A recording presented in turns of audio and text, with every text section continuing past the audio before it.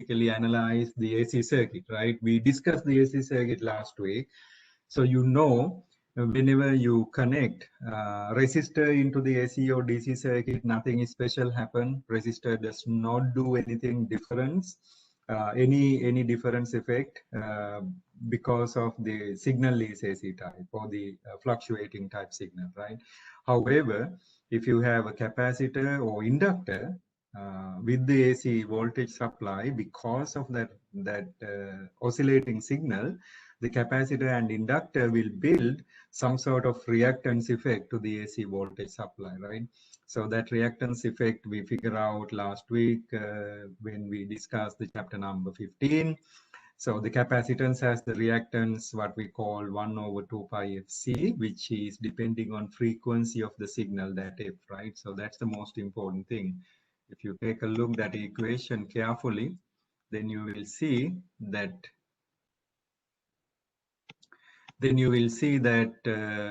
reactance is actually depending on the frequency. That's the parameter we try to check today. So we're going to simply build this circuit. It's not really difficult at all. We build the circuit, one capacitor, one resistor, and the AC supply, and then we're going to change the frequency of the AC voltage supply, and then we're going to observe this behavior. So that's the idea. So if it is really changing, we should be able to observe that behavior, okay?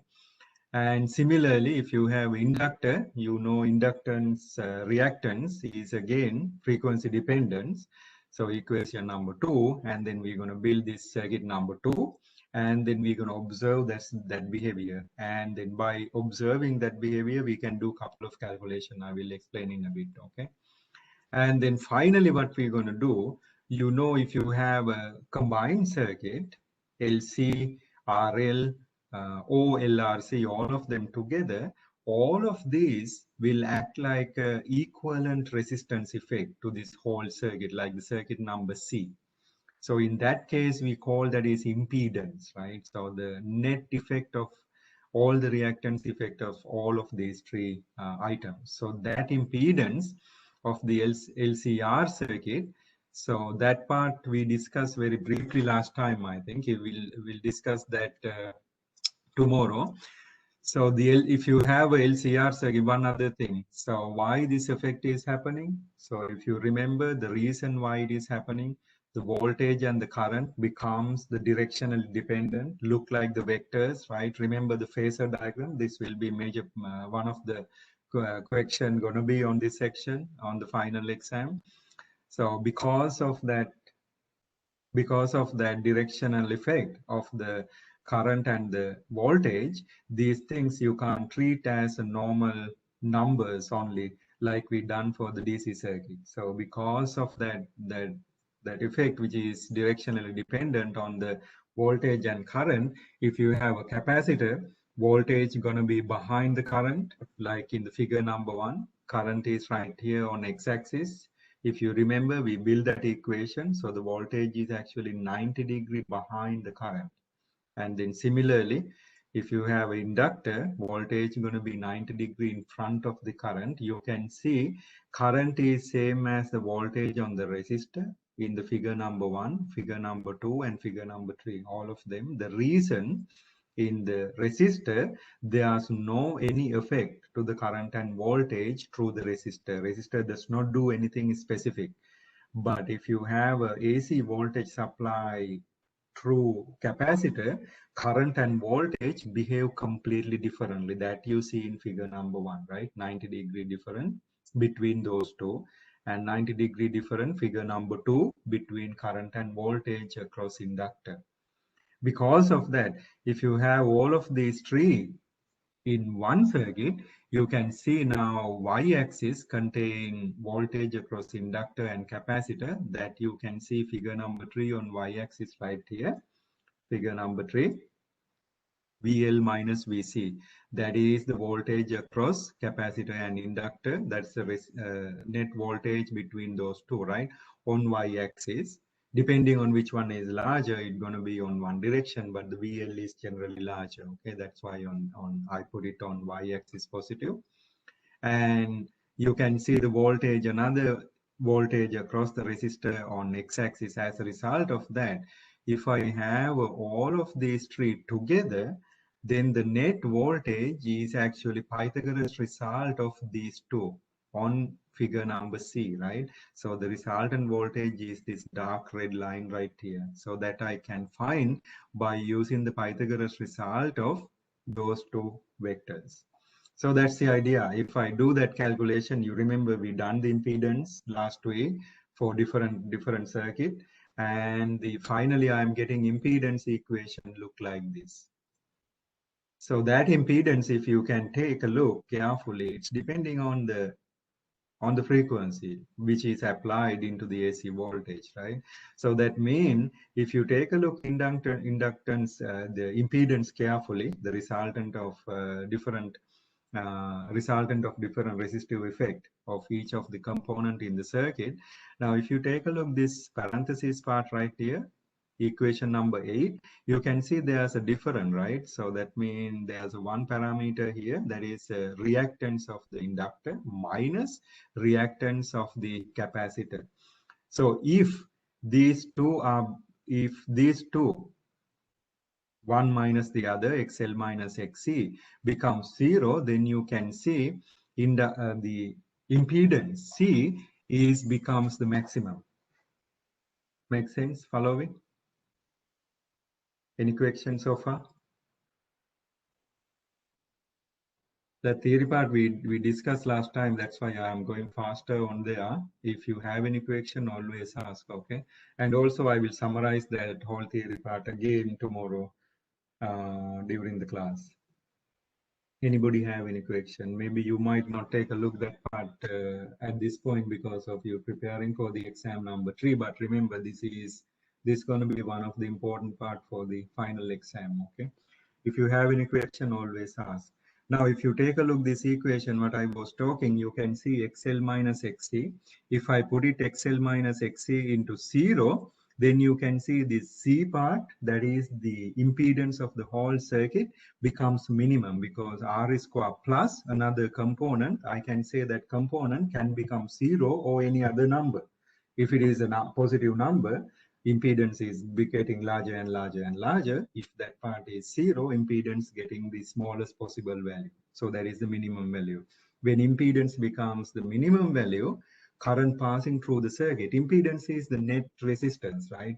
Equivalent resistance. So the current passing through the whole circuit becomes maximum. So which means if I make a graph between the current passing through the circuit and the frequency, then I should get some nice behavior between the frequency and the current. By observing that behavior, I should be able to find it out what will be the maximum current passing through this circuit. So that is why this kind of circuit is actually called the filtering circuit. You will see in a bit when we do the experiment, you will see this circuit right here, LCR circuit, behave very differently than any of the other circuit. If you have a RC behave one way, we know that only capacitance is depending on the frequency. If you have a RL circuit, we know only inductor is depending on the frequency. But if you have a RLC circuit, behavior of impedance right here, equation number 8, is completely different than any other. As a result of that, you will see some sort of parabolic shape between current and the frequency. By observing that parabola, we can find possible maximum value of the current passing through that circuit. So that is actually called the filtering circuit. In detail, let's discuss again tomorrow, but let's complete the experiment today, okay? Any questions so far?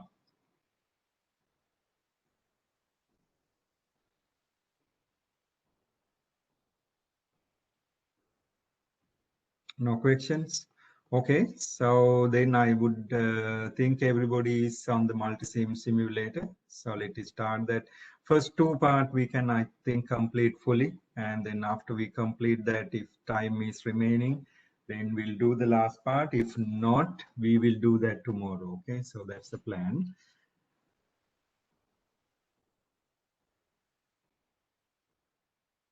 Okay, just Go into the multisim simulator, and you have to log in into that.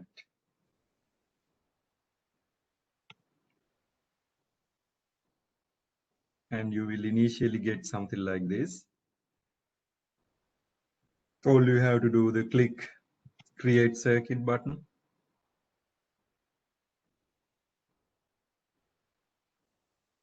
Okay, now you have the simulator. So let's build first the capacitor and resistor circuit. Okay, serially connected capacitor and the resistor. So you know how to work with the simulator now. Okay, we done 2 experiments by using the same simulator, so you should be familiar on that. So what I need is a resistor.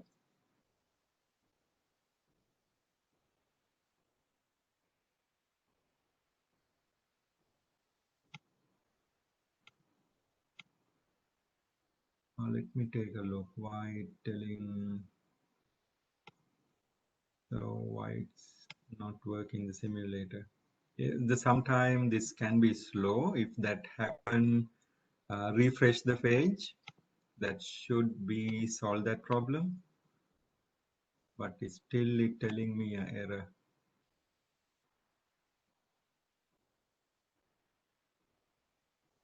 Not sure why they're doing that. Okay, let's refresh that again and then see whether it's solved.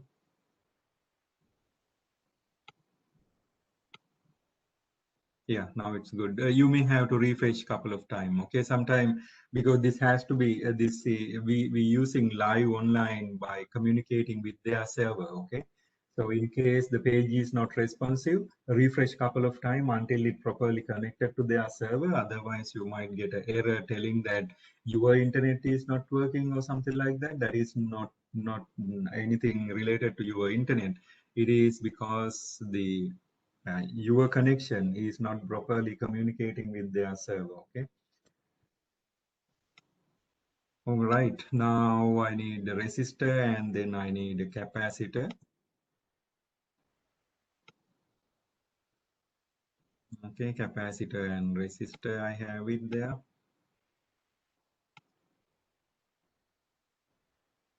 Keep some space. I can build the other circuit also close by here. And these values you have to get exact values given in your table number 1.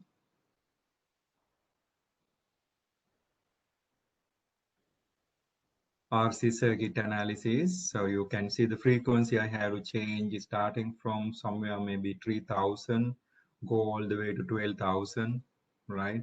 So let's take a look the capacitor and the resistor values which I should use. I should use maybe about like 400 microfarad capacitor, 400 microfarad capacitor, and the resistor you can use maybe 1 kilo ohm. Okay, it's set up that way. 400 microfarad capacitor and the resistor is about 1 kilo ohm. Question?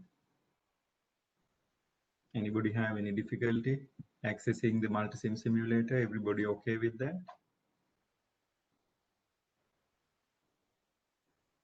Anybody have any problems?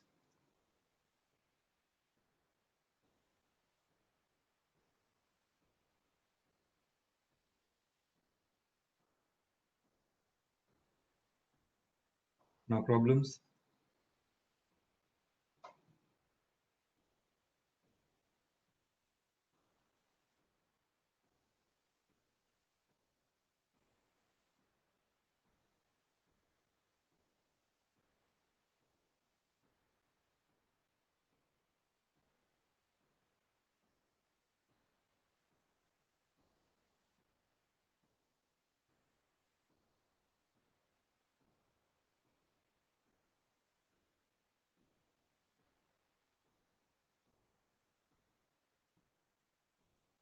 Okay, then let's continue. Then connect the circuit. I need the voltage supply, AC, okay? AC voltage supply.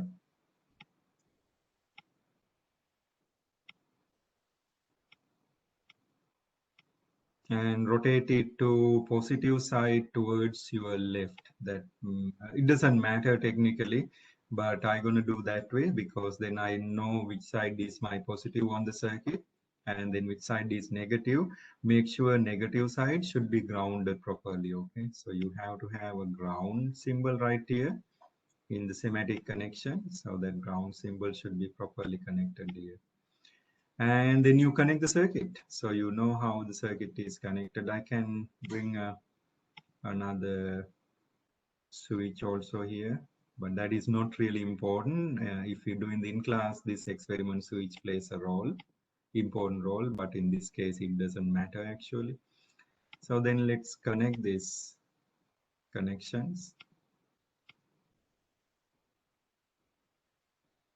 You know, when you bring the cursor all the way close to this dot, it will becomes like a circle, like a wire roll, and then you click and drag, and then you can connect the circuit. Okay, so that's it. So let's do this one, maybe 400 micro.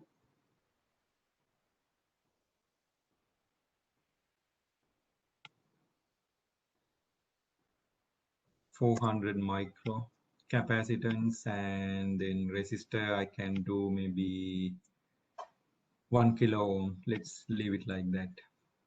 And let us start this one. Voltage you can keep it 1. Input voltage doesn't matter actually much, that number.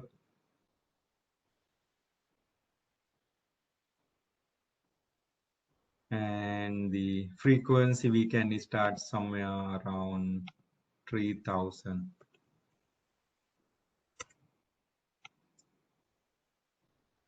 Not kilo, okay? So 1 volt of voltage and the frequency about 3000, or you can say 3K, that also fine. You can put 3 and K or 3000, both should work fine. And this degree value right here, that's a phase, just keep it 0, okay? Don't change that at all. And then you need the 2 sensors, right? I need the voltage sensor.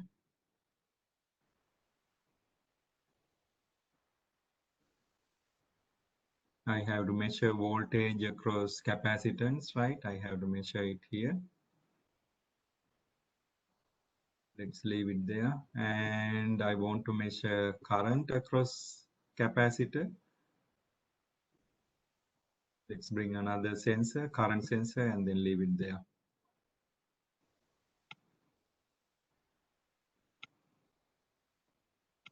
Okay, good.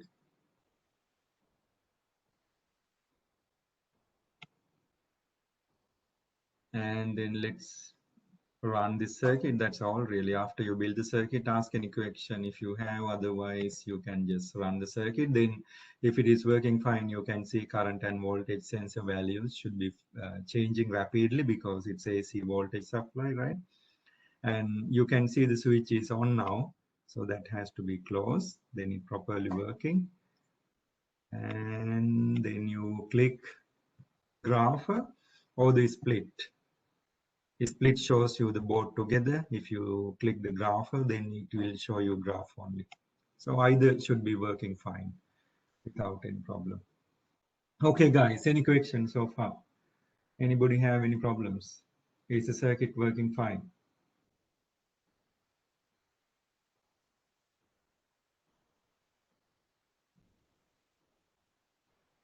No problems?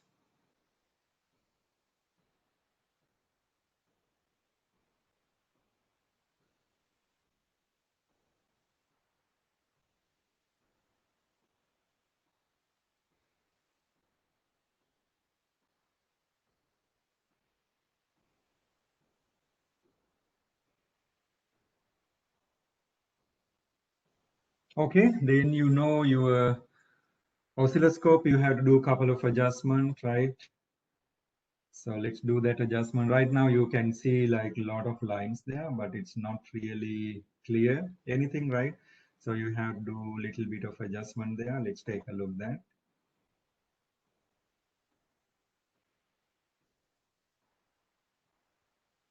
So you know first adjustment is the trigger, right? Triggering should be auto. And now you can see there's a current value and the voltage value. Okay, both of them are there. So the blue line is actually current and the green line should be the voltage, right? Both of them are there, but it's not clear. So you have to clear that up. So let's take a look. Now you can see this is for the current. Now it is visible, but the current values you can see on the x-axis, that is actually zoom in too much, so that is why you see only part of that, right? So you have to zoom that out. So this is too big, these numbers, too small, so you have to make it slightly larger to see the numbers properly.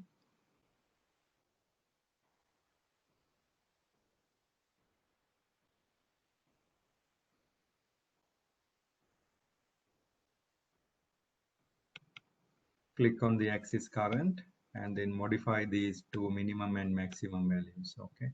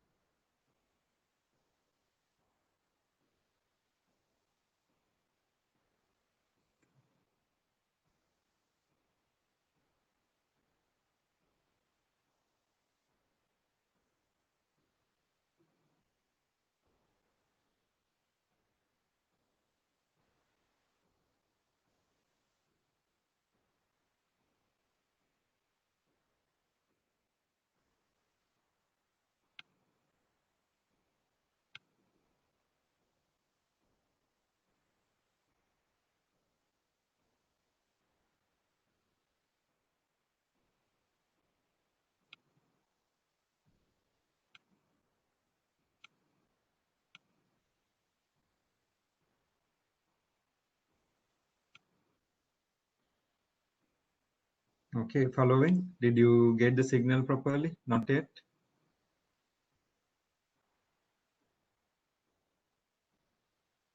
Okay, so you have to do a couple of adjustment here. Okay, change the frequency little bit to lower value, and then see whether it's visible. Right now, the current is actually too small. It is in like something 10 to the negative.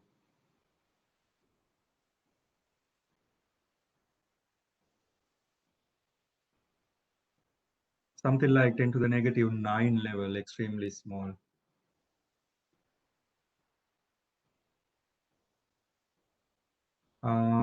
There's two questions. So the question number one, if you have the page error, keep reload that again. That should work fine. If you still have it, let me know. Okay. Uh, Other question is that the screenshot. Yes, you have to take the screenshot. Okay, the similar to the last experiment.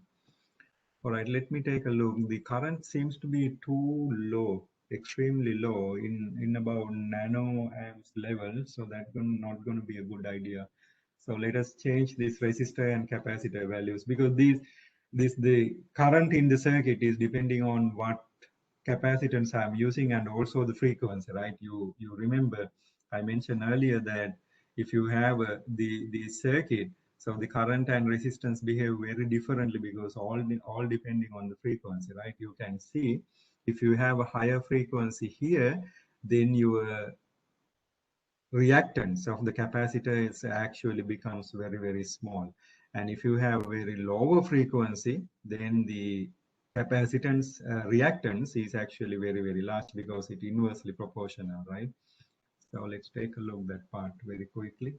So do a couple of adjustments, change the frequency a little bit, rerun, and then see whether the current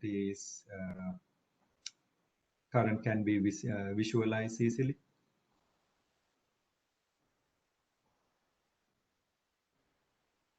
So let's do this 400 micro and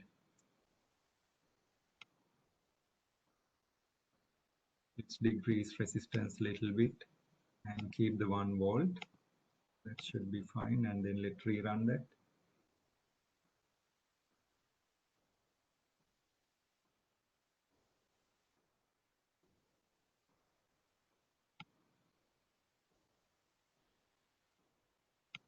Current is too small still, so that will be a problem, I think.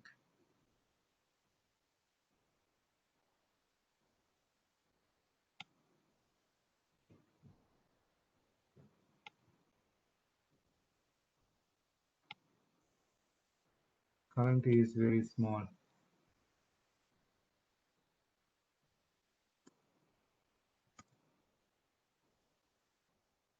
It's in 10 to the negative 9 value. Whether I can get that visual. Let's visualize first the voltage, see whether that is visible first.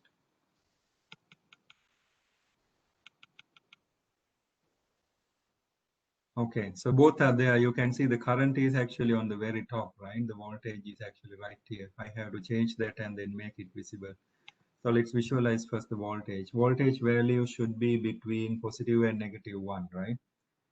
So let's change this one. Positive 1, negative 1, and positive 1. And voltage across capacitance is actually too small. So let's change this. Let's put couple of decimal places. Let's try with 0.1, too small.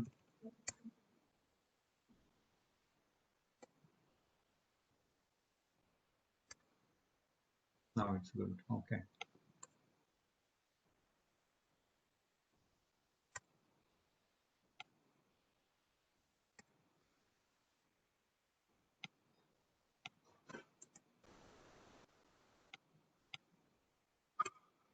Okay, see that? So that's what you have to do. Okay, so you have to change this little bit. Now the voltage signal is visible. So it's nice. So what I did, I adjust the time per division couple of time until you see that wiggly shape, right? Zigzag shape curve. And then you adjust the minimum and maximum voltage values until you see that clearly. Okay. So there's no way to do that automatically. So you have to adjust that manually until you see that, because there's two curves in your circuit, in your oscilloscope screen right here. Okay. Now remember, the voltage sensor should be just in front of the capacitance towards positive side of the applied voltage. Okay, relative positive side. And the current sensor doesn't matter actually where it is, because it's a single loop. You can place anywhere, doesn't matter. I place it on my right hand side of the circuit, but if you put it left hand side, you still get it. It doesn't matter. Now I need to visualize this current. Current is there, but it's difficult to see. Let's adjust couple of little bit of this one still. So it's, I can maybe maximize this little bit more. Let's do 0.05 to see whether it becoming larger. Yeah, 0.2. So I think better. Yeah, now it's better. You can see it's a larger curve now, and also you can change the time axis, that is x-axis. You remember last week also we were playing around with that, right? Time per division x-axis. If you increase that, zoom in on x-axis, then you will see a nice curvatures. Now this is the voltage signal across capacitor, right? So that we have. Now I have to get the current. Let's take a look. Current signal is still very, very small. Let's see whether I can visualize that.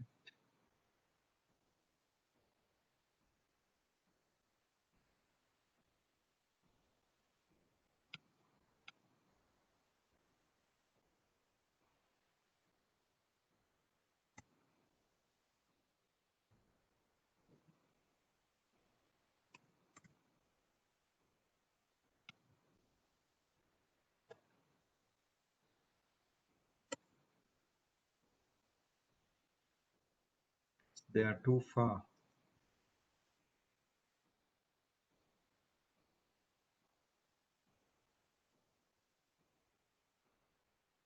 Current is changing some in micro range, right?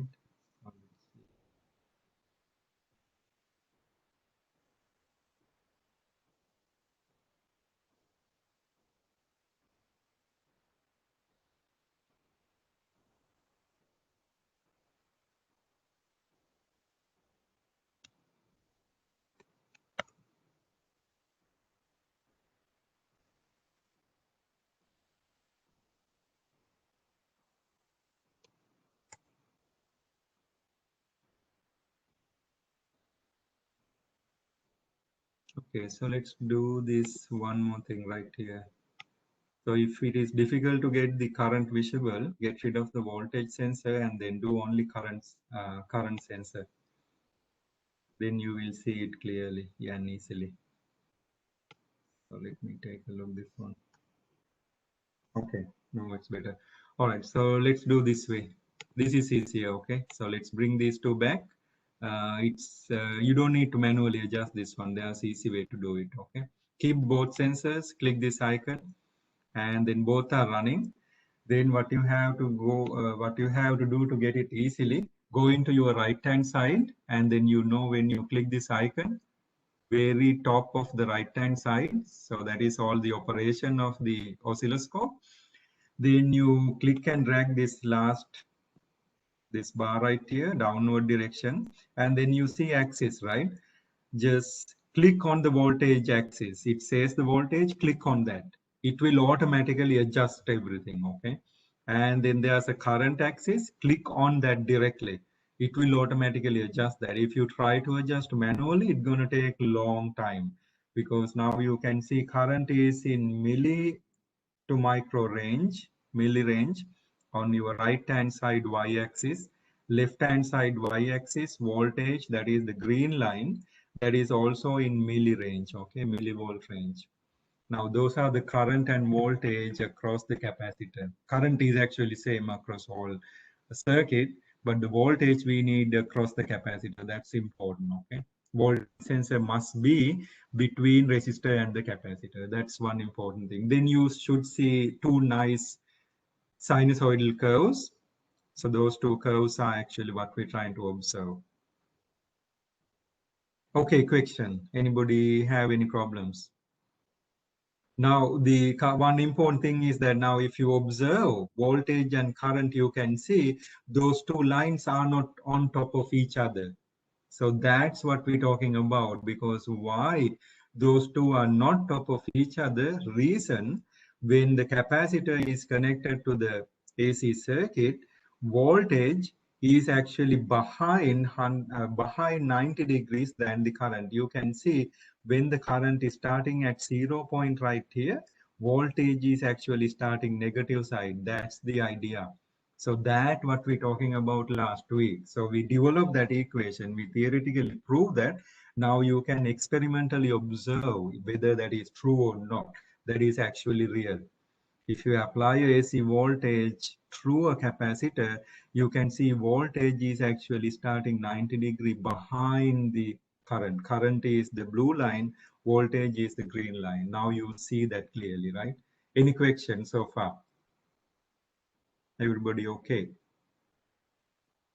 with that?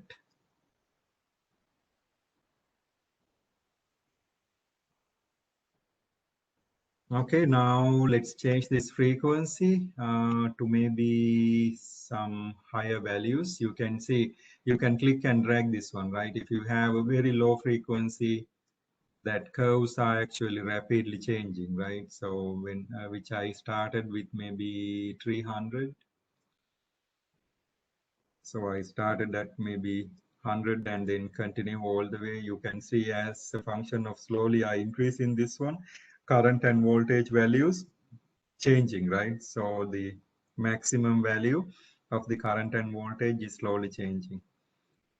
So you can see the current max is actually remaining about the same right here after about 100. You can see the maximum doesn't change, but the voltage is actually rapidly changing. You can see as a function of frequency, voltage maximum point is not at the same. Maximum point is whenever the curve is hit the maximum, okay? This parabolic shape, this point I am talking, okay? Max point of the parabola, you can see that is actually changing. Only the green line changes that much. Current in the circuit remains the same, because why the current is not much affected, this is actually series circuit, right? So the current in the circuit remains the same, maximum point doesn't change much, but the voltage is actually changing by large. You can see that max is actually changing a lot.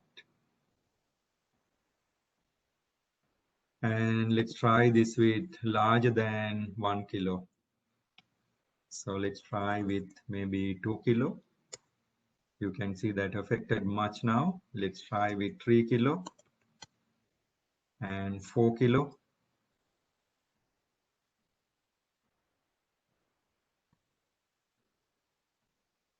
4K. You can see now that is voltage is actually much affected, right, at the higher frequencies. Let's try with 6 kilo, much affected. Let's try with like maybe 10 kilo, 10,000. You can see voltage signals becomes very small now. Makes sense? So that's the observation we try to do, whether the capacitor, how the capacitance reactance is actually changes as a function of frequency. You can see capacitor reactance right here, Xc is 1 over 2 pi f times C. 2 pi is a constant, C is a capacitance. That's a constant. Capacitance reactance is changing as a function of frequency f. If you have larger 1 over value, reactance is much lower. 1 over frequency, right? 1 over 10,000 reactance is much lower in that case, right? So we should see that behavior on our circuit.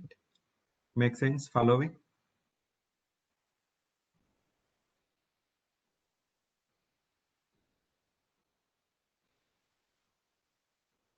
Good. Okay, then let's start measuring this one. So let's go back here. Now, you know, if you want to get it automatic, everything trigger should be on auto. And then you go downward direction, click on the voltage and click on the current. Everything automatically set it up. To see the curve properly, time per division should be changed. If you adjust that, you will see it clearly, right? So that's change right here between these two lines. On x-axis, you can see crossing point is different. That change is the phase shift. So that change is actually what we're talking about, current and voltage not in the same phase across the capacitance, okay?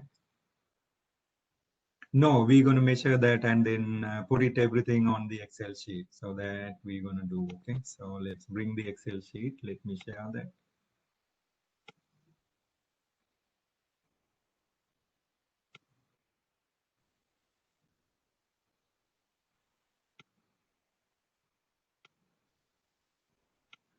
Okay, let me share the Excel sheet.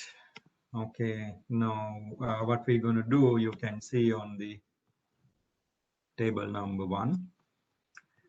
Table number 1, what we're observing is the current and voltage across the capacitor. We're going to measure them and then we're going to take the inverse frequency and we're going to calculate the reactance. You know how to calculate that. Reactance across the capacitance is about 1 over 2 pi fc. And we're going to measure the reactance by using measured current and voltage, because you know reactance is look like the resistance of the capacitor, right? Resistance we can measure by using the Ohm's law. Ohm's law means the ratio between V and I. So these two should be about the same. So the reactance calculated and reactance measured. That's the plan really. Okay, and you know, as we change the frequency, you should see reactance is actually changing. So that's the idea. So let's build that table on our Excel sheet. Okay, so you see the Excel sheet. I think I share the Excel sheet. Everybody see that? So let's build table number 1. Okay, directly. You need only one screenshot for the whole circuit that you can also add it into the same Excel sheet later, but you don't need to screenshot for each data point. Okay, so let's build this table number 1. What we studying is the RC circuit. RC circuit, we are studying the reactance effect, right? So you can say impedance or the reactance effect of RC circuit. RC circuit, okay? So that's what we're studying. So I need the frequency, F, frequency measured by Hertz, 1/second measured by Hertz. You need the units, and then I need the current across the capacitor, current I. Either you can type current or you can type I. So measured with unit of amps. And I need voltage across capacitor. So voltage across capacitor. And the unit of volt. And then I need to calculate reactance, that is X of C, right? So X of C gonna be 1/2 pi FC, 1/2 times pi times F times the C, right? That is our equation. So I will put a parenthesis here. That is the equation for the calculated value. So let me type here CAL to represent the calculated value, okay?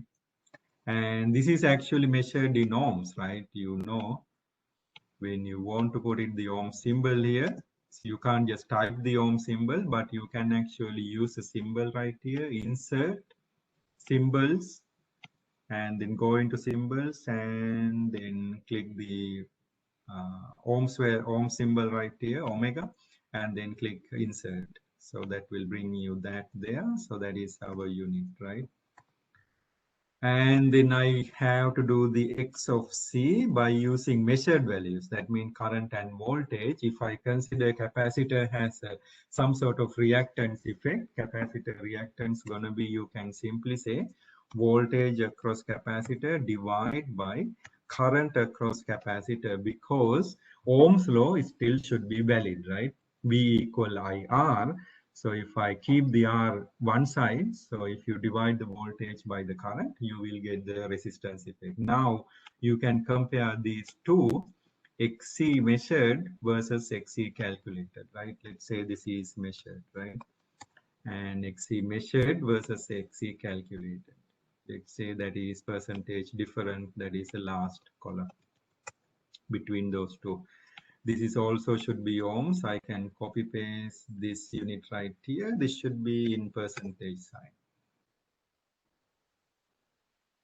Okay, question.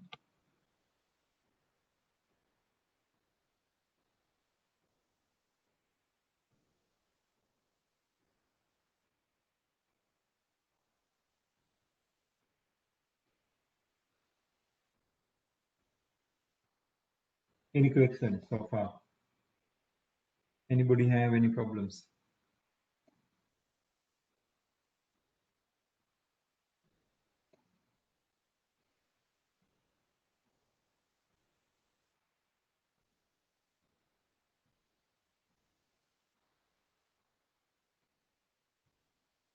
Okay, everybody have the circuit properly?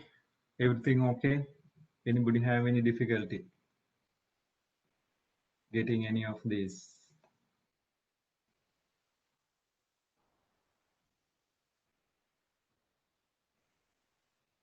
Any problems? No problems? Then let's continue.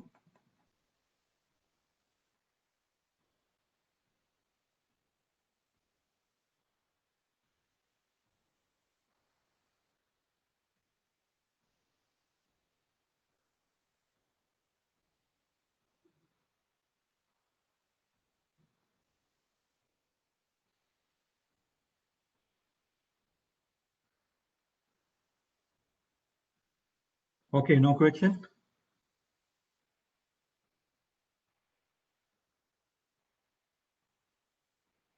All right, then let's measure. So what we need to measure is the voltage and current, right? So we're going to measure by using our oscilloscope simulator. So let us start from the frequency number 3000.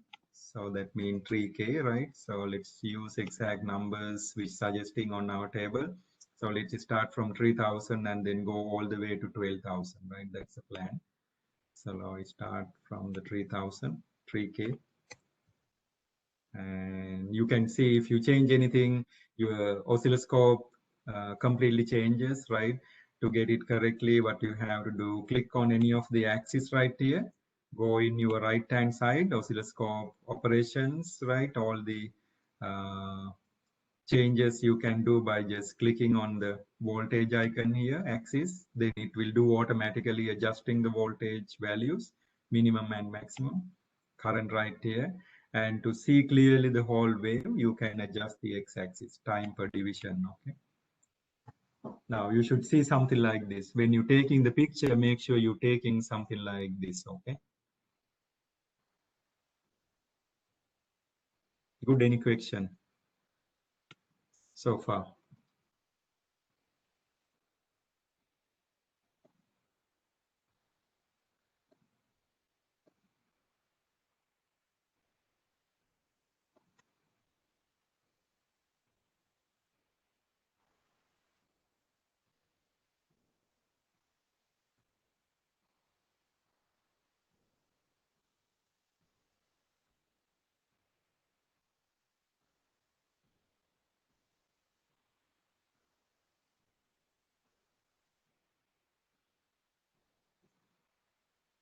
Okay, so let's measure now. You know how to measure this one. You can use the cursor, right? Remember, we done that last week many times. So the cursor number one, we interested now y-axis only, right? So we can use y-axis cursors, right? So when you click the y-axis cursor number one, say channel one, and then cursor number two, you can select a different channel. Now it says the blue color, right?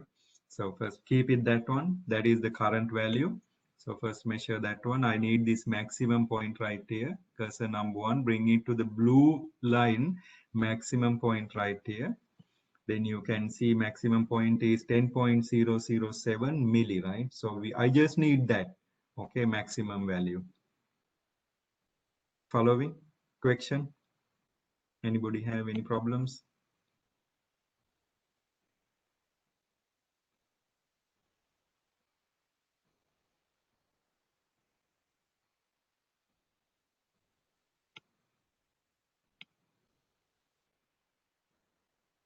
Make sure you auto set correctly, okay? If you auto set correctly, voltage and current, you can see the current must start at 0, right?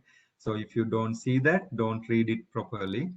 It will give you the wrong answer, okay? Make sure you check that. Your left hand side, when the current blue line is starting, that should start at 0. And relative to that, you can see green line should start at some negative number. That should be the maximum negative number. If you, let's measure first the current, okay? Current value is 10.009 milli. So let's write it down, that one. Frequency is now 3000 Hertz. Current is 10.00 milli. So that means 10.009 times 10 to the power 3, right? 10 to the power minus 3. Now, easy way of doing this, you know, if you have larger or smaller values like that, easy way of doing that, convert everything, highlight the area, format cells, change it to scientific notation with 3 decimal places, so maybe 4 decimal places to represent 5 significant figures, right? I need 5 significant figures for current. Let's do 4 decimal places. That means 5 significant figures, okay? So let's rearrange this one. To get this number correctly on Excel, you have to have equal sign in front. You can see now it automatically changes into the right scientific notation, okay? Make sure you do all those changes before we continue with this setup. Okay, question. Everybody have everything correctly? Frequency 3000. Now you can see it is in scientific notation. Yeah, if you do 10 to the negative 3, it is 10 milli, right? 10 milli means 1 10 to the negative sign cancels out. So that's why it says 1 times 10 to the negative 2. So it is 10 milli, right? So if you go into the simulator, you can see the number here, just very lower on your oscilloscope screen, right? Cursor number 1 says 10.009 milli. Milli is 10 to the negative 3. One of the 10 to the negative value cancels out. So that is why 1 times 10 to the negative 2 on your data sheet. It will adjust automatically, okay? You type what the number you see the cell. If you click on the cell, I have the number I saw there, right? 10.009 times 10 to the negative 3. However, it's automatically adjusted.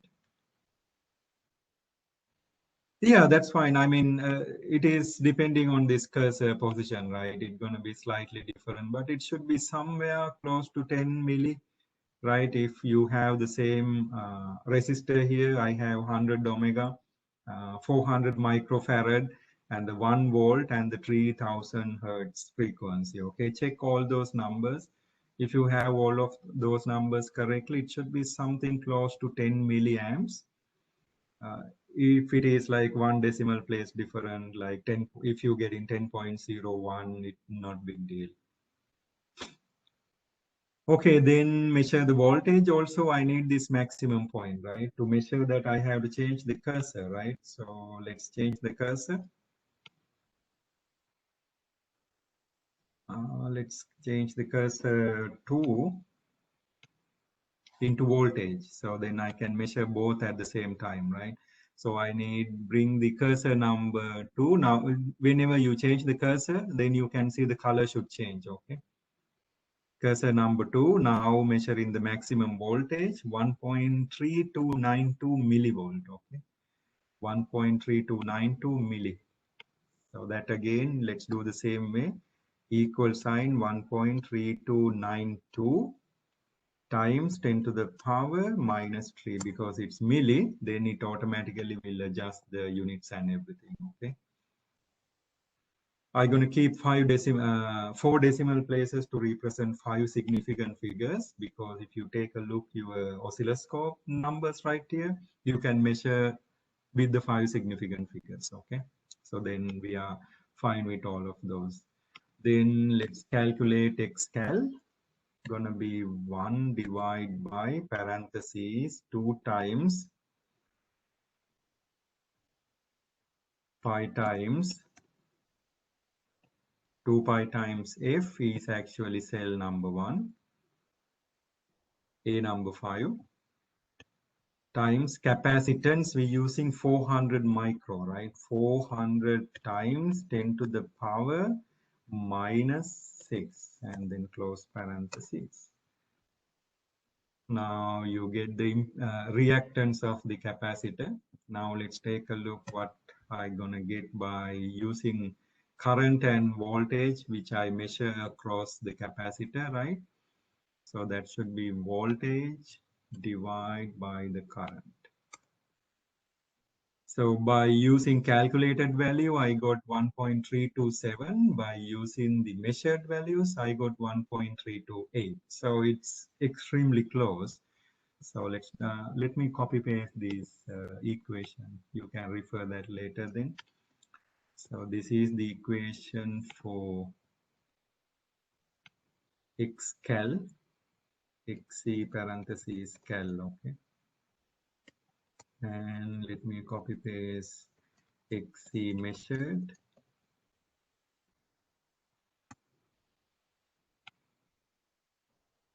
xc measured. So that's just the voltage divided by the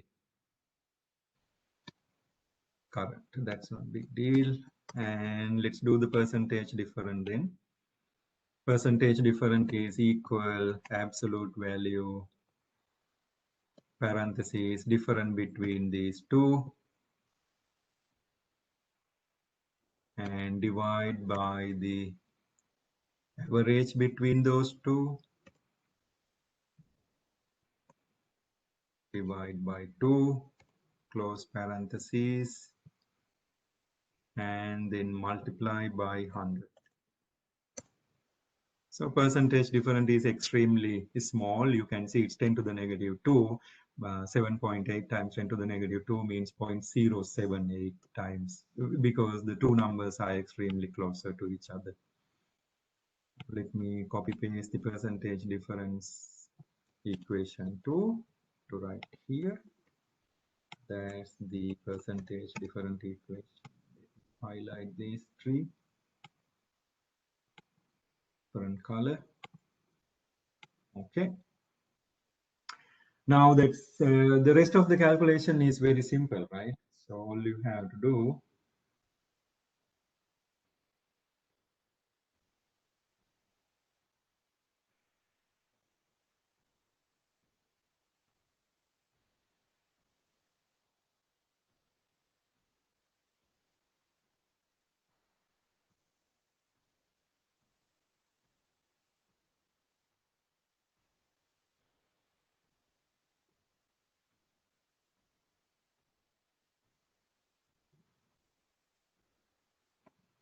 Okay, so let's continue. So the next frequency value is 4,000 and then 5,000 and then so on. Yeah, let's build that one too because there's a reason. It asking you to graph in a bit, right? So let's build that column also. Let's take a look. 1 over F gonna be the fourth column. Let's build that column too. That is easier actually if you do it here, because later it asking you to do a small graph there to see the behavior. So let's build that too. So let's build 1 over frequency column. That means that should be on 1 over hertz. 1 over hertz should be actually equal to second. 1 over hertz equal to second itself. Okay. So let's build that one too. That is just simply equal sign 1 over frequency value here. Okay. That's very simple. Okay, so let's continue now. I need 4,000, 5,000, 6,000, and so on. All you have to do, go into the simulator, click on the frequency value, change this into 4K, and then hit enter button. You can see voltage changes much, but the uh, current seems to be not changing much. It seems to be not changing at all, but actually it's not true, right? You can see the current value now is 10.053. If you just eyeball it, you will feel it not change at all. But if you compare to the previous number, it is actually changing, okay? So you have to measure both of them every single time. So let's measure both of them, cursor blue color, measuring the current. So 10.053, current 10.053 milli, right? That means you have to have equal sign in the front, then only it's going to be converting automatically. Okay, 10.053 times 10 to the power minus 3. And then the voltage, let's measure voltage value. Bring this blue line cursor top of the green cursor top of the green line. So now it measuring 998 microvolt, right? Now it is 998 microvolts. Let's write it down. 998.22, 998.22 equal sign first. 998.22 times 10 to the power minus 6. Okay, it's micro now. When you do scientific notation, it will rearrange automatically. That's okay. Just leave it like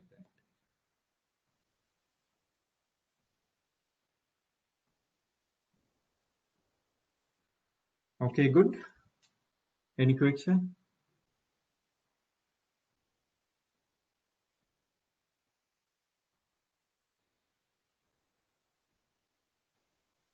All right, then now this is the advantage, right? When you use in the Excel, if you do the first row, then to do the second row calculation, you don't need to redo anything. Just click and drag this one. You can see it will do the calculation for you automatically. So that's the advantage, right? So technically, I don't need to do this each time. I can first finish frequency, voltage, and current, then rest of the calculation I can do automatically after I finish the measurement, right? So let's do that way. That is actually much easier, right? First, finish the frequency, now 5000. Frequency 5000.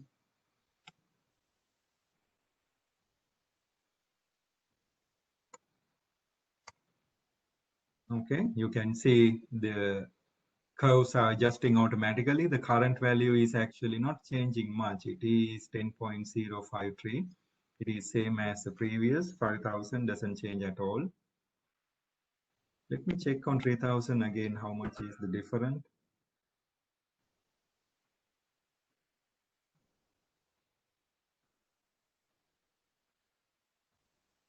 No, you don't need to take the screenshot of each. Take the screenshot of one. It's going to be the same, right? Take the picture of a screenshot of one of this circuit with the curves, sine curves, right? And then copy paste that into somewhere here. So you can copy paste into this area because you're not making the complete report for this one. You just upload in the data table, right? So you can copy paste that one picture right here. Otherwise, it's going to be many pictures. You don't need to copy paste that many. It's exactly the same, right? The shape is exactly the same. Okay, then let me share this too. I want to check again the 3K value to make sure I had the right number earlier. 3K current 10.053. Current actually should not change at all. So let me go back and change this one 3K value. It should be 10.53. 053.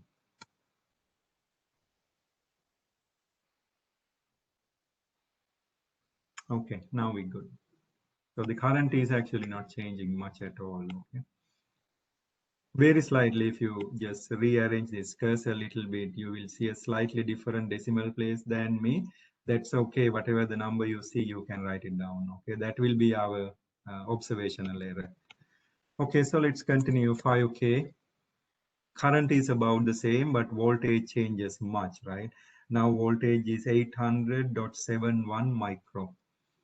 So the voltage is now 800 equal sign 800.71 micro 10 to the minus 6. 10 to the power minus 6. And current remains the same, so I can just click and drag that number. So then do 6,000 and then do 7,000, 8,000, 9,000, 10,000, and I think 12,000, the last one, right? Yeah, 12,000.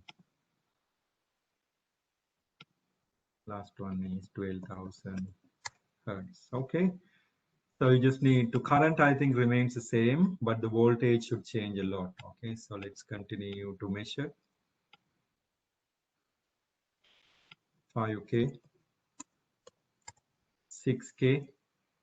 You can see current remains the same, but voltage will change a lot, right? So the voltage now maximum point is about 67.26 equal sign 667.26 times 10 to the power minus 6, and current remains the same. Okay, then do 7,000. Anybody have any question? 7,000. Current remains the same, and the voltage now is about, see, voltage is 571.17. Voltage now equal sign 571.17, but 10 to the power minus 6. Okay, it's microvolt. Okay, read it carefully, all the units. And 8,000. 8,000. You can see that when you do it, you observe what is happening on the oscilloscope side. Okay, as soon as you change the frequency, just keep observing what is happening in the oscilloscope. Then you will see that wave is changing. That part you can observe, right? That's really nice observation how the changes happens. Current remains the same. Voltage is now 501.78. Voltage now 501.78 times 10 to the power minus 6.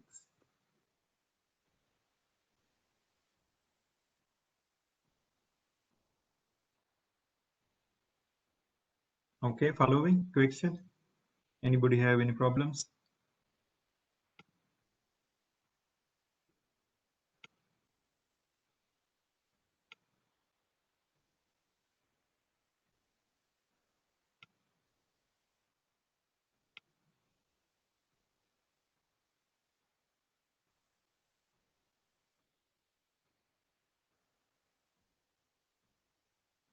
Okay, we are on 8,000 kilo and 9,000.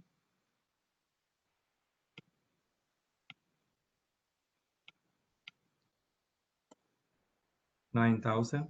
You can see current is the same. So I just measuring the voltage. 448.40 micro. 448 equal sign 448.40 times 10 to the power minus 6. And let's continue to 10. 10,000, 10K. Rearrange the voltage. 400.36 micro. Equal sign 400.36 times 10 to the power minus 6. And then let's do 12,000. You can do 11,000 also if you want to, nothing wrong. So, but let's do the 12,000 directly. What I get now is 330.96. 330 equal sign 330.96 times 10 to the power minus 6. Okay, now you can see current doesn't change at all. So what I'm going to do, I'm going to click on one of this cell, current cell, and then you can see right hand side very below this solid dot. Just click and drag that. That will fill it up automatically, the rest. And all of the next calculation, you can do the same. Click and drag. It will do the calculation for you. Okay, so you don't need to redo the calculation. That's the advantage using the Excel, right? So you have to take the full advantage. So then do a couple of, formatting. So all the lines should be visible and then everything. So now it nicely formatted. All the units are there. All the equations are visible, right? So all the calculated equation, everything is nicely done. Okay, any question so far? And then to copy paste the picture, you can do the same way. You can take the screenshot and then save the screenshot and then bring that screenshot as a picture into your Excel. You can insert right here, okay, somewhere in this side. So let me write it down, insert the picture here. Insert the picture, one picture, okay? One pic of circuit with the oscilloscope. Okay, only one pic is enough, okay? And let's take a look the lab manual, what it's asking. So we done the table one, and then below each table, you will see a couple of questions. Okay, there are 3 different tables, and then below each table, there's a couple of questions. Let's take a look what's the question asking. Calculate the reactance, yes, we done, and then measure the voltage and current and measure the reactance, we done that part. Make a graph between the current and the frequency, fit the data with the analytical equation given in the theory section, and explain the behavior of the graph, and then make a graph of reactance versus frequency. So do the fitting and find the capacitance of the capacitor, find the percentage difference between the capacitance from the graph and the actual capacitance. Okay, let us take a look. So this graph right here, make a graph of current versus frequency. That should be voltage versus frequency, because you can see on the table, so that's a typo here, it should be voltage. Okay, so please change that. You can see the current is actually almost constant. There's no meaning making the graph between current and frequency. We should make a graph between voltage and the frequency to see how the voltage across the capacitor change as a function of you change in the frequency, right? Let's take a look. You know how to make the graphs, right? So just click here anywhere, right? Click anywhere and then insert scatter plot. Then you will see without anything a graph like that, just the graph page. And then you select the data, add x values. Let's put frequency for x values, and let's put voltage for y values.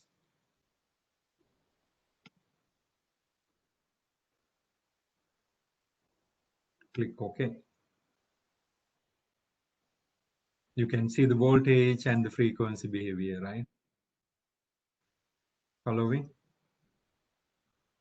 And before you finish the final, before you upload this one, make sure if you make a graph, you have to have a title, what this graph is, voltage versus frequency,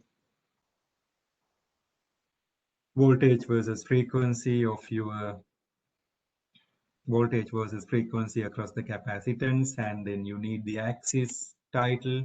So you can do that by click here, axis title. I need the horizontal axis title. I also need the vertical axis title. You have to type that properly. Okay, this is frequency.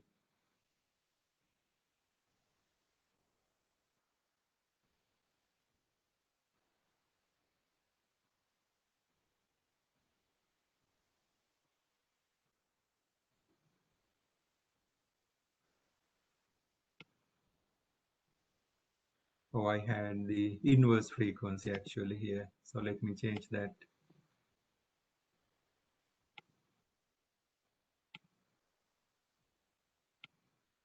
Remove this and let me add again. So you need actually frequency, that is this column. Okay, frequency versus voltage.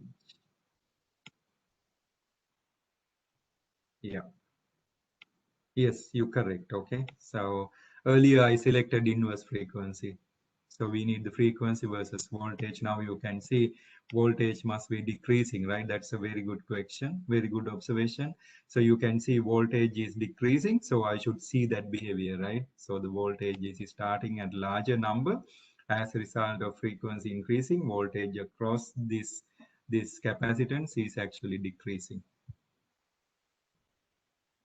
Okay, following?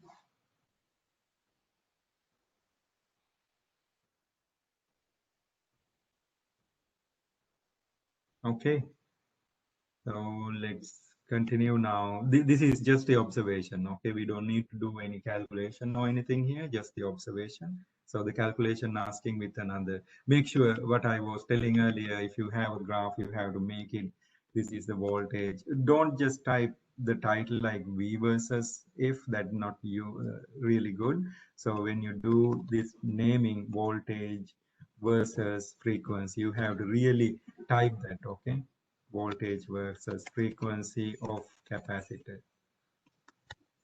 and the next axis title you have frequency unit of that. Let me do this only for one. Okay,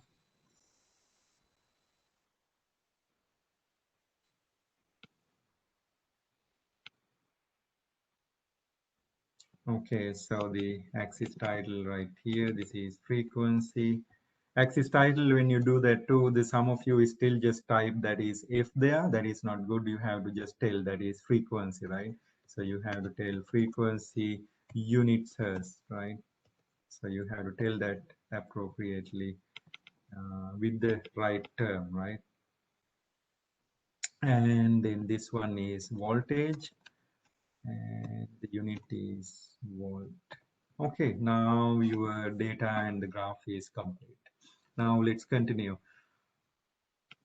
There's two graphs it's asking. Okay, one is make a graph and then observe. Fit the data analytical with the analytical equation given the theory section to explain the behavior of the graph. So to fit that data, what you have to do, you have to put the trend line, right? Let's try this. This is exponential behavior. Exponential negative behavior we might be able to do with the power equation because our Excel doesn't have all the different equation. Okay, so let's try with the exponential curve. You can see it's not fitting very well. The reason Excel doesn't have all the type of fitting. Okay, so you can try this with the power law. You see that now it fitting very well. So do with the power law. Okay, so you just need to tell how the behavior look like. That's all. Okay, now since we're not doing a complete report, what you have to do, if there's an equation asking, let's do this right here. Now I have one graph, and let's put the graph here, and then anything related to that graph you can explain here. So you can see explanation for the graph one. You can say explanation for graph one, and then you type it here, right? So what you see, voltage is rapidly decreasing as a function of increasing frequency, and then so on. Make sense? Following?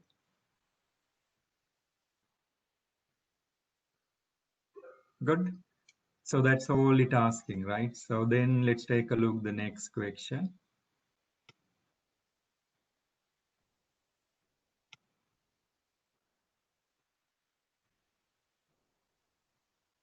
Okay, so what it asking next is make another graph, reactance measured versus frequency. Let's take a look at that one. So I will let you to write it down the explanation, right? Maybe you can type that explanation here just below the graph. That's better, I think, right? Explanation for the graph one. Now this is your graph one, okay?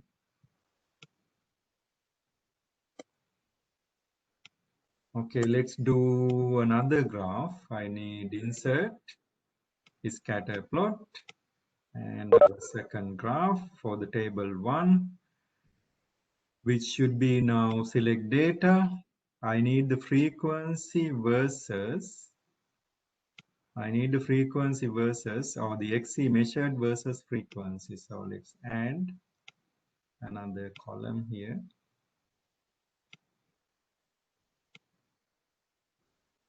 X should be frequency. Y should be XC measured, okay? Reactance measured. Good? Follow me? Now the question asking you to actually calculate capacitance by using this second graph. Okay, read the question. Followed by that, do the fitting to find the capacitance by using the graph above. So that is actually XC measured versus frequency, and to find the percentage error between the C graph versus actual value of capacitor. Actual value is 400 micro. Right now you can see the XC is actually also decreasing exponentially. Only the difficulty with this one. So let's try with this way. So this we can do with the power law fitting again. So let's see whether we can get the right number with the power law. So just put any sort of fitting and then change the fitting into the power law, and then click the R square and then the display equation. When you see the display equation, that should be x to the power -1. If I see that, then you find it's close enough actually. Yeah, so we can do that with this. Close enough. x to the power minus 0.998, that very close to -1. Let me show you why that is. Now, question asking, now this graph is graph number 2. Graph number 2 is actually xc measured versus frequency. Okay, so that's the graph. Now, if you take a look the equation, so how you calculate the equation? Equation xc, which is equal 1 divided by 2 times pi times c times 2 times pi times c, close parentheses, close this outer parentheses, and then I'm going to separate out 1 over f, which means I can say xc, which look like equal to some sort of constant, let's say constant a, times 1 over c, times 1 over f, 1 over frequency. That equation I can rewrite again, c, which is equal a times frequency to the power minus 1. Frequency to the power minus 1. Frequency to the power minus 1. Makes sense? Which means if you take a look now, this y-axis of your graph number 2 is the xc calculated, okay? Calculated reactance of the capacitance. X-axis is the frequency. If you have a frequency versus reactance, you can see the reactance is decreasing rapidly because it inversely proportional, right? If you have a larger frequency, reactance is actually much lower. If you have a lower frequency, reactance is much higher. So that's what we're observing here, right? And if you take a look, this constant part right here, A, that is the slope of the, that is actually the number in front of this right here in this graph, right? So which means this A part right here, which is equal, this whole number right here in front of this equation. So that is 392.57. And then this part A, which is equal 1 divided by 2 times pi times c. So that whole thing is now equal this number 392.57. Now by using this equation, you can actually calculate capacitance. That's what the question asking. Make sense? Following? Now the capacitance from the graph, okay? Capacitance from the graph is equal, capacitance from the graph, which is equal, you have the whole number calculated, and you have to first take the inversion of that, because one side is 1 over 2 pi c.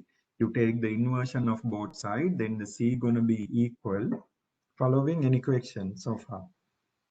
C going to be equal 1 divided by parentheses 2 times pi times the number you got from the graph, that is 292.57. So that is the equation point of view. Let me calculate that number too. So that's going to be then C from the graph.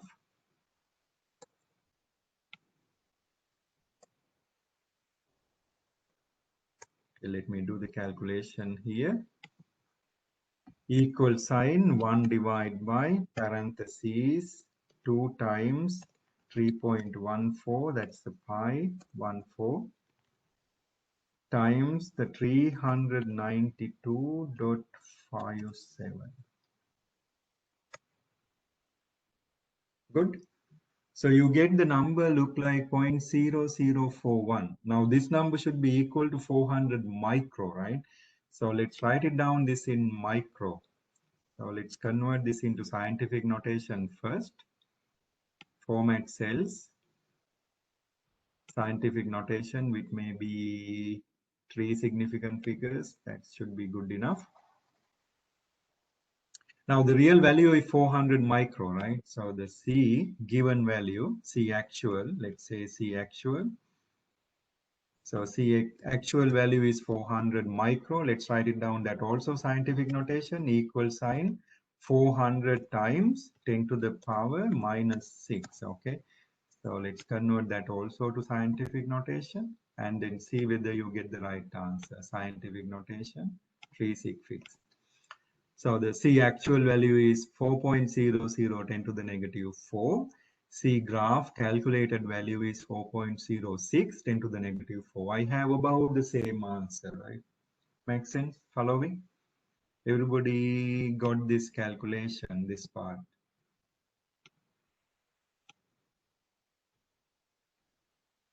So what we done, we actually analyze this equation. Okay, this is the capacitance reactance equation for the capacitor, and then we compare that equation with the fitted equation right here. You can see the fitted equation look like y equal. Let me write it down that also here.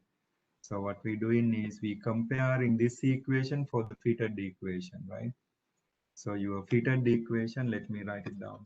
Fitted equation, which look like this, right? Y equal some constant, let's say that constant is a times x to the power minus very close to 1, right? So minus 1.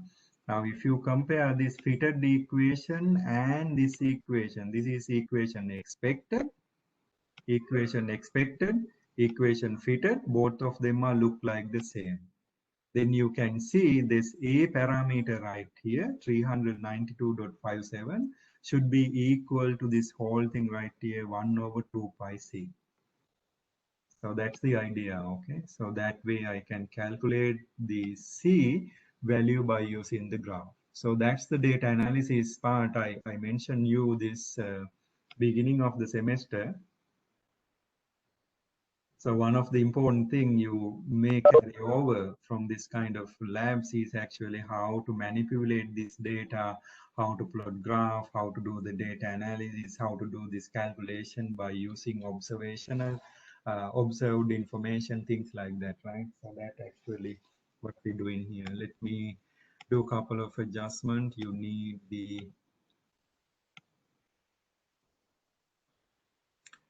we need axis title, those things you have to adjust properly. Okay, you know how to do that. So you have to have the axis title of the chart and then things like that. Okay, make sure you do all of them be done for the previous graph before you do before you complete this table and then put it into the submission. Okay, any questions so far?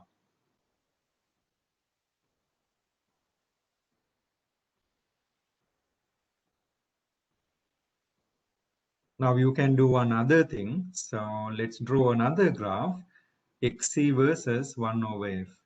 So let's make another graph just below here. Let's make another graph right here. Insert, graph is scatter. Okay, it's not let me to insert the graph again.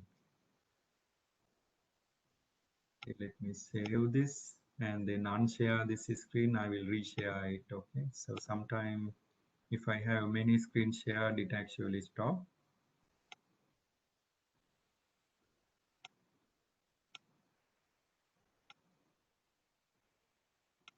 Share only Excel page and then see whether it allow me to do the graph. Still not. That's very weird. So that's something to do with this WebEx actually. So let me do one more thing.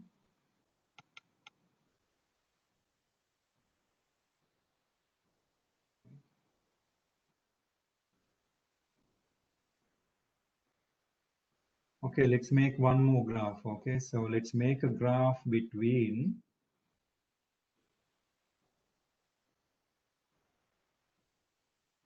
let's make a graph between 1 over frequency versus reactance we calculated. Okay, so let's see how that graph gonna be look like.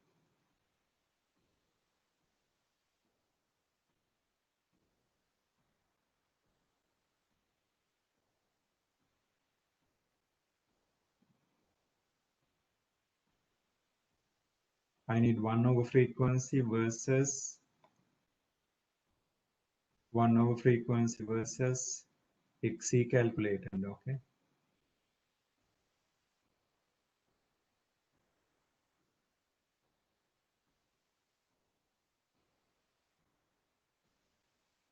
Okay, you don't see my page, right? So let me, my calculation. So let me stop this one and then reshare that. Sometime this Excel page not behave properly. Don't know why it's happening, but it's always happened with the WebEx. Now let's try with here. So you see that page now again, right? So what we need is insert scatter plot. Okay, now it's working fine. Scatter plot and then input the data. Now what we're doing is inputting data, select the data range.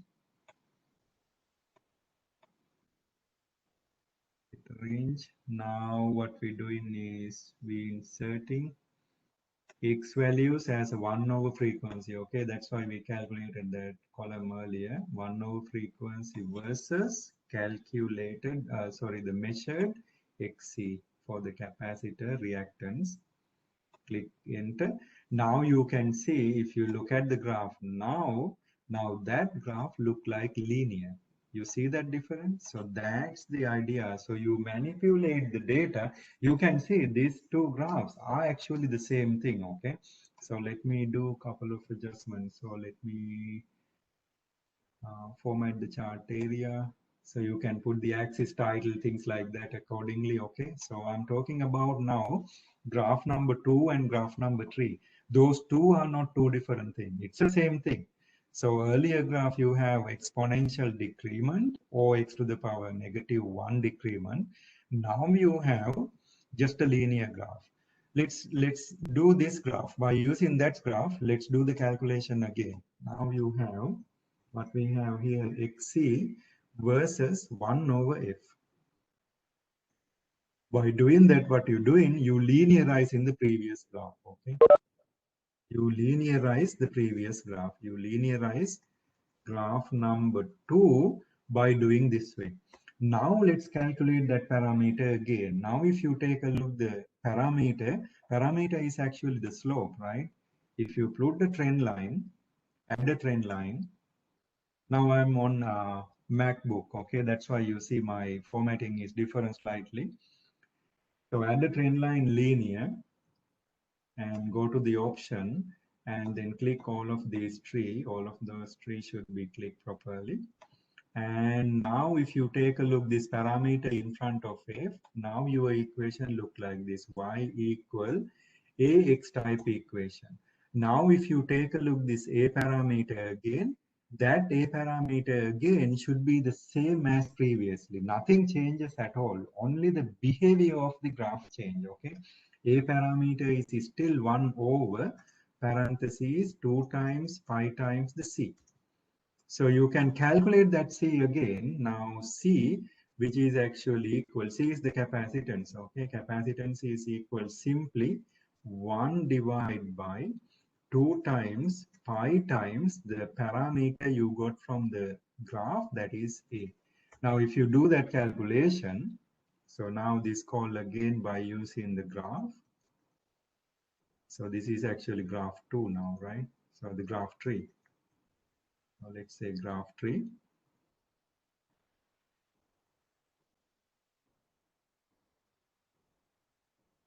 Same parameter we calculating by using the graph tree. Let me do that calculation here.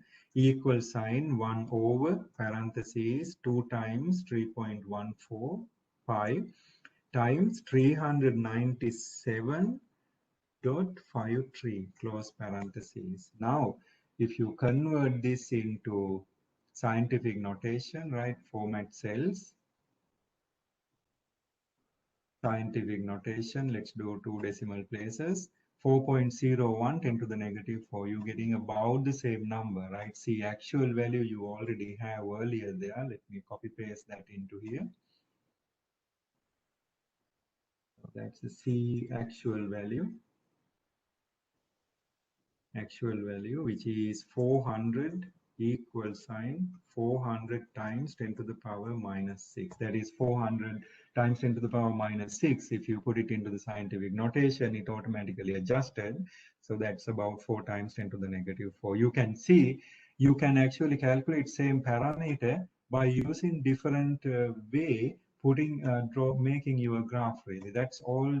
That's the idea is actually you can represent your data any way you like. Doesn't matter how you represent, as far as you understand what you actually doing with the data. So that actually the data manipulation, right? I mentioned this many times earlier too, that something you may have to do anyway. Doesn't matter what field you go, you have to analyze the data. Now, depending on how you present the data, you see completely different behavior, right? Graph number 2, exponential or the power law decrement. Graph number 3 look like now the impedance is actually increasing as a function of frequency, but the x-axis is not frequency, okay? X-axis is inverse frequency. Inverse frequency mean you go further and further, you actually decrease in the frequency, right? Makes sense? You are still getting the same idea. So you decrease in the frequency, impedance or the reactance increasing. And the two values we're getting exactly the same. You can do the percentage difference between them. Okay, question asking you to do percentage difference between them. So you can do equal sign, ABS parentheses difference between these two, and divide by average between these two, right? Plus divide by 2 multiplied by 100. So it's going to be about like 1.39% different. Okay, question. So that's the percentage difference between them. Okay, any questions so far? All right, I think we can stop there and then take a break and then let us start the exam number 3 from 10 a.m. And exam number 3, let me show you a couple of things. Exam, we're going to do the same way like we usually doing, right? So let me go, let me give me like 1 or 2 minutes to explain that, then we'll take a break, okay?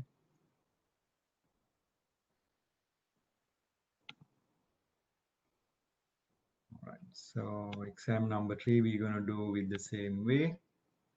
Mid-exam folder, you can see the upload link, equation sheet for exam 3 and the practice exam also there. So you can upload the answers here and make sure the homework set number 3, that's the last homework for the extra credit for this exam, should be done by tonight, okay, midnight. And all the rules are same. Only one thing I'm not asking you to do is do not take the screenshot of the exam question, put it into the website like the check study. Don't do that. Otherwise, you can refer the textbook, take a look the class note. That's okay. That's totally fine. But do not try not to use the web search, okay? And also, please do not upload the exam question to any of the website out there. So let's take a break, and then during the exam, if you get any question about any of the exam question, always ask, okay? It's better to type your question instead of try to talk, because many students taking the exam, type on the chat box, okay? Exam will show up here in about 15 minutes, 12 minutes actually. Okay, good. Any question? So the lab will continue tomorrow morning, okay? And if you get any difficulty during the today's calculation, later calculation, we can discuss that again during tomorrow's class, okay? Just keep it like that.